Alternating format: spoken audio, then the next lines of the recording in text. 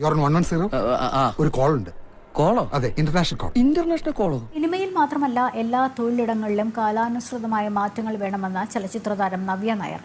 ഇന്നും കിട്ടിയില്ലേ? എന്തായിരുന്നു വിഷയം? ഹേമ കമ്മിറ്റി റിപ്പോർട്ടിനെ സംബന്ധിച്ച് ചോദ്യങ്ങളോട് പ്രതികരിക്കുകയായിരുന്നു നവ്യ.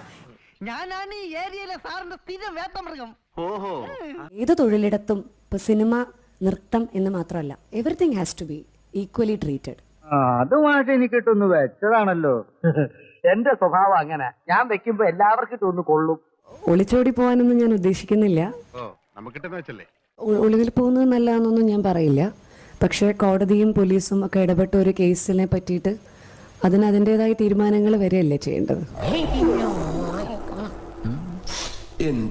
ഉറക്കം വരുന്നു.